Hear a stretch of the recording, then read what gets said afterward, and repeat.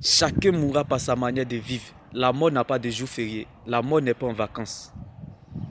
L'assurance de la vie éternelle, c'est Jésus-Christ de Nazareth.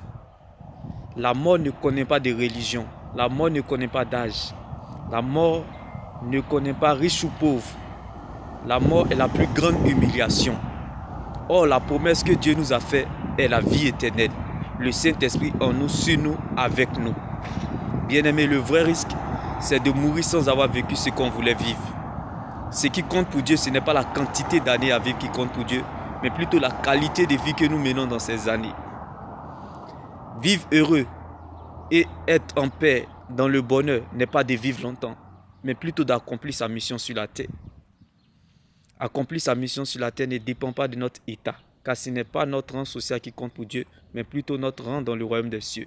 Ce n'est pas ta présence à l'église qui compte pour Dieu, mais plutôt la présence de Dieu dans ta vie.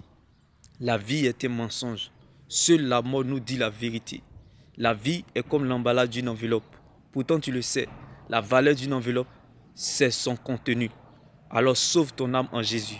Si tu conserves ta vie, tu la perdras. Mais si tu perds ta vie à cause de Jésus, tu la retrouveras. Car bien-aimé dans le Seigneur, il est moins grave de perdre que de se perdre. Tu peux tout perdre sans avoir rien perdu parce que tu demeures dans le véritable. Quand tu mourras, on ne dira pas que ton corps repose en paix, mais plutôt que ton âme repose en paix. Quand tu mourras, tu n'emporteras pas de ce que tu as reçu, mais plutôt de ce que tu as donné. Quand tu sers devant Dieu et les humains, tu provoques un concert au ciel. Si la joie vous manque, essayez l'évangélisation. Car bien aimé, les fruits que nous recherchons pour notre liberté dépendent de notre relation avec Dieu. Car c'est de notre relation avec Dieu que découle tout le reste. Il y a quelque chose que tu peux donner aux autres, quand bien même que tu n'as rien. La chose de Dieu qui est en toi, certainement, elle te donnera accès à ta liberté. Bien-aimé, sur la pancarte d'un cimetière était écrit: hier nous étions comme vous, aujourd'hui nous sommes ici, demain vous seriez comme nous. Bien-aimé, la vie est ce que nous pensons, mais l'éternité est ce que Dieu pense de nous. Alors ne laisse personne te priver de ton éternité qui est l'enjeu majeur de ton existence. Reste focalisé sur le Seigneur Jésus-Christ seul, car la preuve, la valeur et la raison de ton existence, c'est ton salut en Jésus-Christ. Tu n'es pas venu sur la terre pour être ami de quelqu'un, mais plutôt camarade. Car ton véritable ami, c'est le Seigneur Jésus-Christ. Ce que nous vivons sur la terre prépare ce que nous allons vivre dans l'éternité. Bien-aimé, la vie est un mensonge. Seule la mort nous dit la vérité. La mort est la plus grande humiliation. Quand tu es venu pour perdre, tu n'as peur de rien. Quand on a tout perdu, on n'a peur de rien. On fonce et on a le résultat. La foi ne fait pas le bruit, mais elle agit. La foi n'informe pas, elle confirme. La foi ne survit pas, elle se vit. Bien-aimé dans le Seigneur, la vie chrétienne va au-delà des réalités de la foi. La foi est appelée à traverser les difficultés.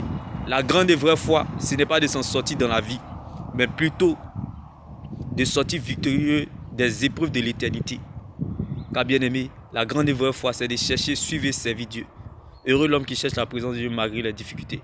La grande et vraie foi, bien-aimé dans le Seigneur, c'est de relever les faibles. C'est d'enlever la douleur dans le cœur des cœurs brisés. C'est de soutenir les pauvres, les orphelins, les veuves. Car la Bible pouvait nous le dire.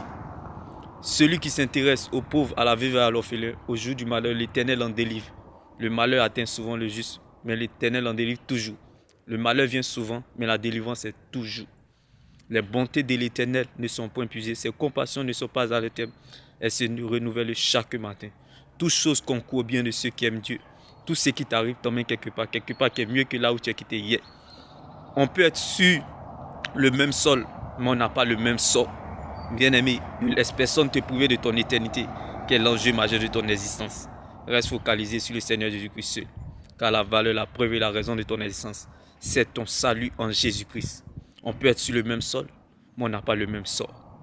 Ce que nous vivons sur la terre prépare ce que nous allons vivre dans l'éternité. Chacun mourra par sa manière de vivre, comme la résurrection de Lazare. Des mains bénies. Shalom.